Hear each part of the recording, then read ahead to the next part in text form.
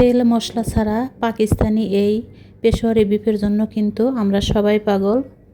তবে অনেকেই ভয়ে থাকে অথেন্টিক রেসিপি না জানার জন্য, কারণ মাংসটা মজা হবে কিনা।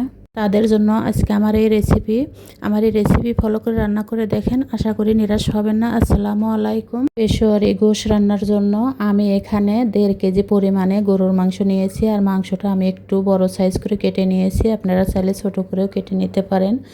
আর মাংসটা হাড় চর্বি সহ নিতে হবে। প্রথমে আমি লবণ দিয়ে মাংসটাকে খুব ভালো করে মাখিয়ে 30 মিনিট রেস্টে রেখে দেবো। আর এই রেস্টে রাখাটা খুবই জরুরি সফট হওয়ার জন্য। 30 মিনিট পরে আমি চুলাতে চলে আসলাম। যে প্যানে রান্না করব প্যানে দিয়ে দিচ্ছি ঘি। আর এই মাংসটা ঘি দিয়ে রান্না করা হবে, এখানে কোনো তেলের ব্যবহার হবে না। মাংসগুলো আমি দিয়ে দিচ্ছি। মাংসটাকে যদি এই ঘিয়ের সাথে কিছু সময় ভেজে নেওয়া যায়, তাহলে মাংসর যে ফ্লেভার থাকে ওইটা চলে যায়। এখন দিয়ে দেব কয়েক টুকরা আলুটা আমি একটু বড় করে কেটে নিয়েছি।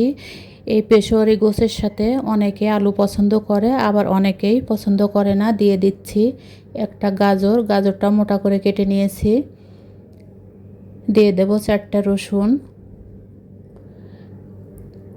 4-5টা পেঁয়াজ, 1 ইঞ্চ আদা।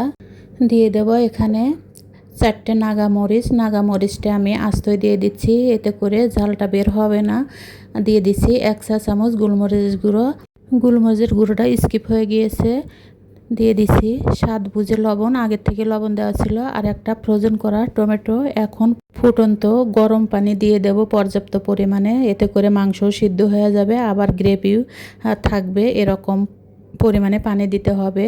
এখন লো হিটে 2 ঘন্টা রান্না করে নেব। 2 ঘন্টা পরে ফিরে আসলাম। দেখুন মাংসটা দেখেই বোঝা যাচ্ছে মাংসটা কতটা সফট হয়েছে এবং গ্রেভিও আছে।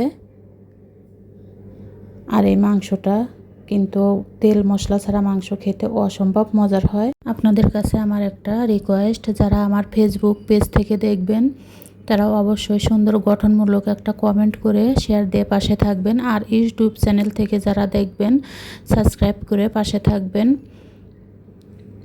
দেখুন দেখতে কতটা লবণীয় হয়েছে, আর খেতেও কিন্তু অসম্ভব মজার হয়েছে। তেল মশলা ছাড়া মাংস খেতে এত মজা লাগে, রান্না না করলে বুঝতেই পারবেন না। এটা রান্না করলে তখনই বুঝতে পারবেন এটা কতটা মজার হয়। আজ আমি এই পেশোয়ারি গোশটা নান রুটির সাথে পরিবেশন করেছি। ভিডিওটি ভালো লাগলে পাশে থাকবেন। আল্লাহ হাফেজ।